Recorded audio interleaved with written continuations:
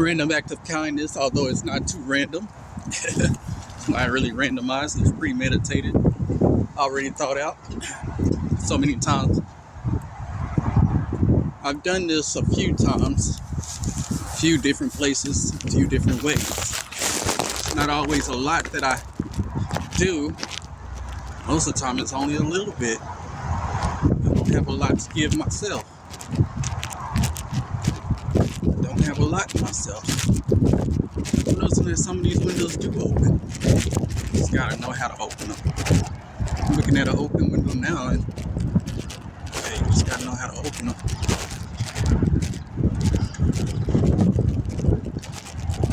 There are some times that I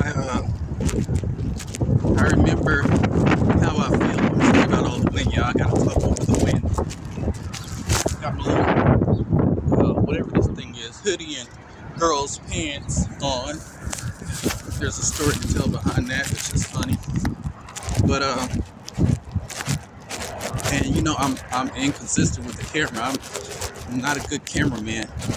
Especially why I always in most of my videos, and I'm still not that good at holding it steady, but most of my videos I have a tripod on my phone. The phone is held up by a tripod.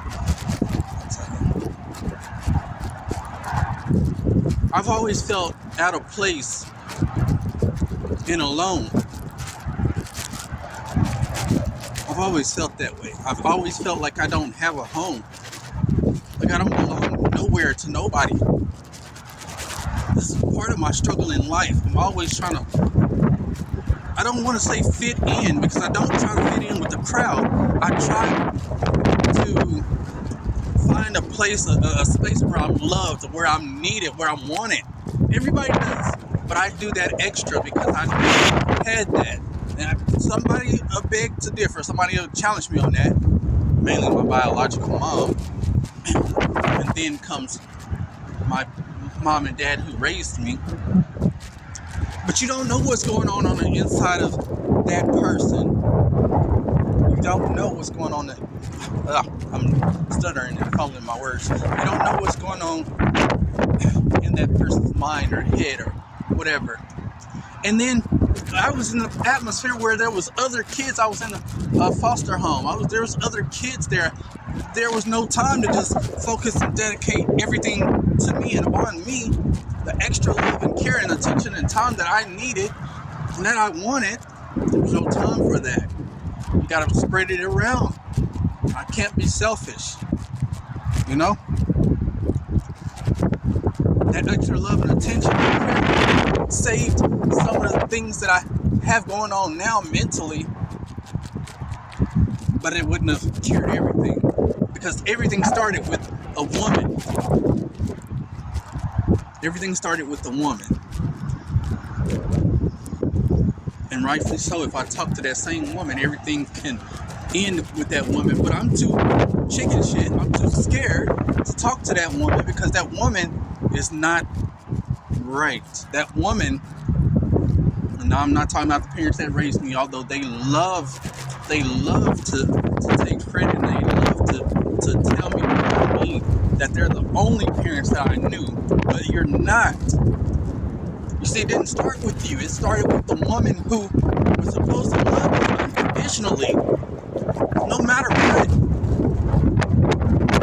And she didn't have the knowledge, the time, or she wasn't educated enough. So that's where everything broke down at. Whether it's especially in my relationships, but I'm gonna say it anyway, whether it's in my relationships or whether it's families that I think, like my kids and their mom, I thought that was gonna be a family. I was trying to make it work. So, and people don't understand why I was there, why I loved this woman so much, why I was there, why? Because I was struggling trying to make it work, because I never had that. I had a broken home, and I didn't want that for my kids. God might still say it from time to time, co-parentship, when it's never been that. We're never going to be a team. We never was a team. Their grandma would tell me that we could never be a team. So I'm struggling, trying to save her, trying to save, trying to fix and hold together something that I never had, something that was never going to be there.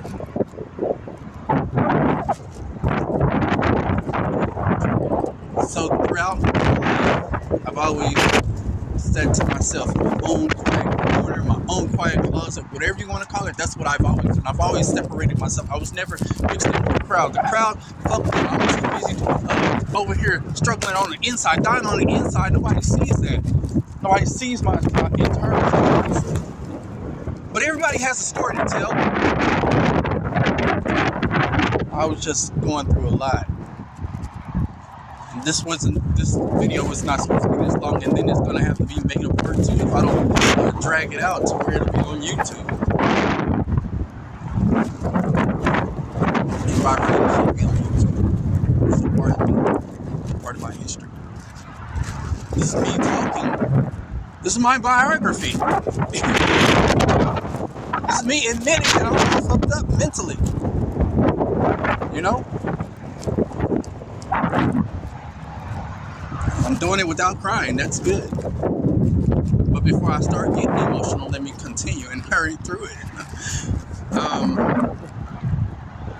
I look at my 2 kids and I'm regretful, and I'd say that I've told them before, I failed them in so many ways. Like, I was supposed to give them what I didn't have, and that's not a broken home. That's a co-parentship. That's a family. I can't give it to them. And then even if we were together, the co-parent and I were together, we just miss on so many different levels. We're not matched. What's that Bible verse say, equally yoked? Well, that doesn't mean just you're exactly the same, but people will take it that way. But we're not evenly matched. You're supposed to cover my flaws, I'm supposed to cover your flaws.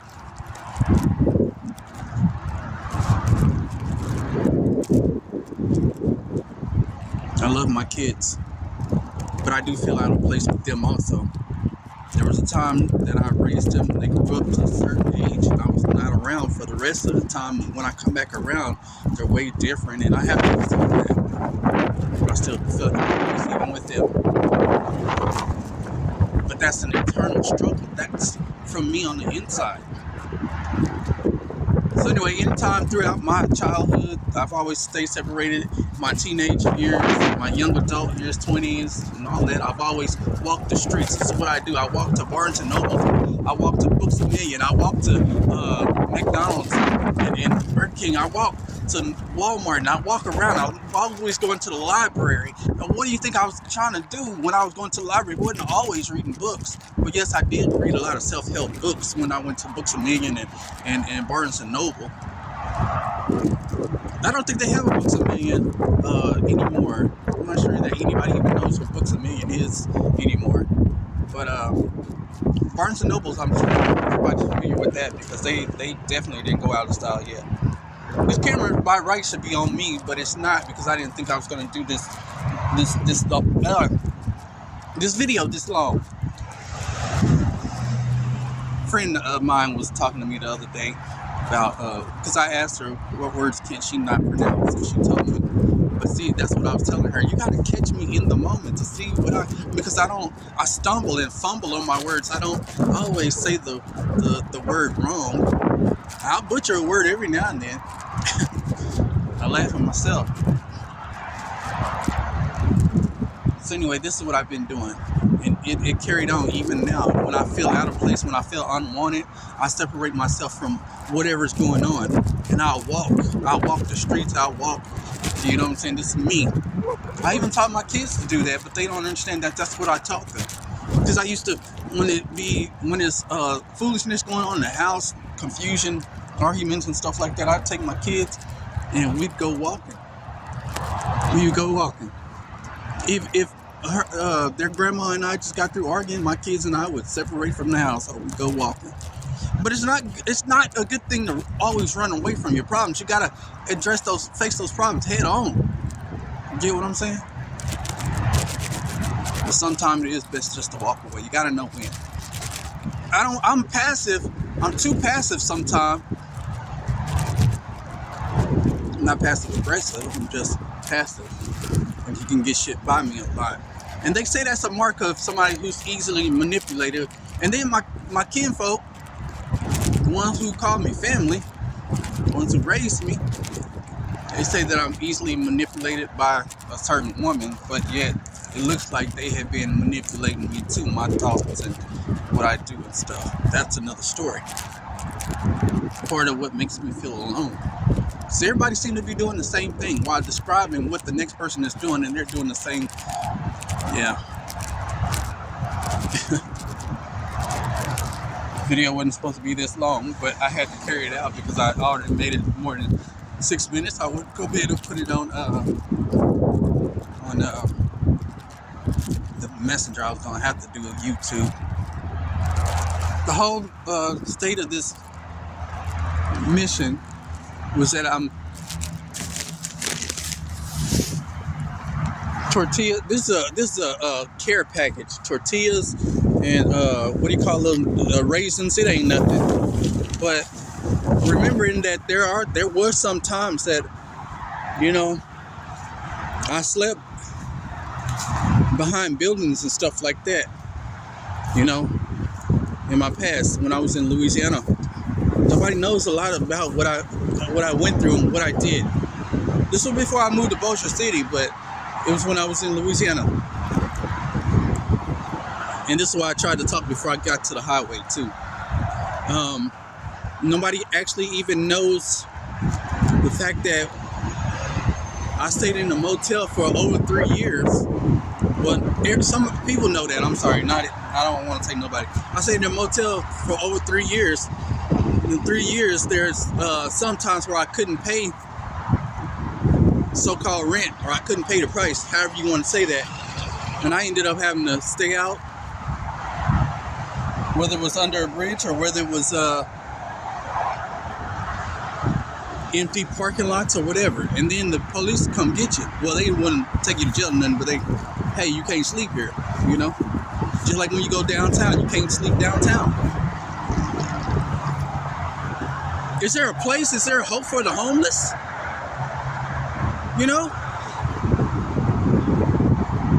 Damn. I don't have an ID or a social security card even now. But then, I mean, it was crazy because you can't get nothing without a social, but you can't get nothing without an ID, but you can't get nothing without a job. But then they all rely on each other.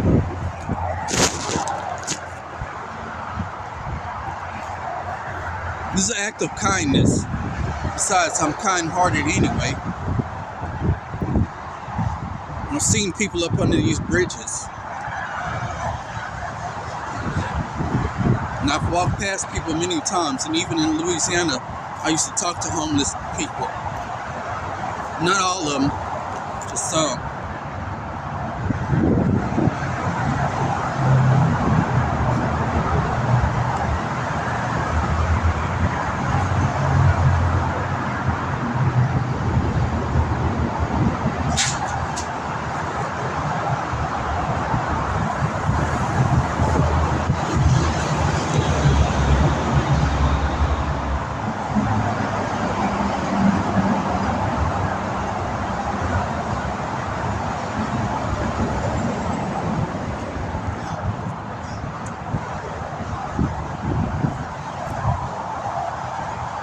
And I had to apologize because I can't go no further with this video. I had to stop because just then my emotions really kicked in.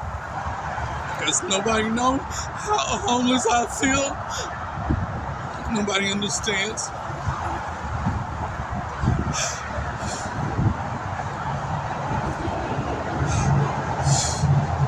I'm sorry, y'all. You just never know what a person's feeling on the inside. What's going on in their head.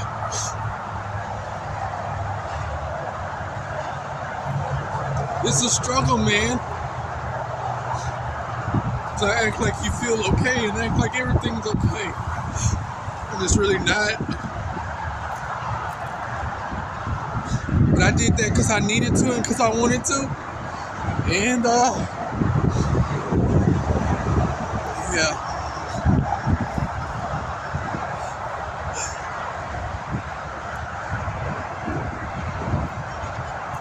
hopefully the person who find it will be grateful for it, you know.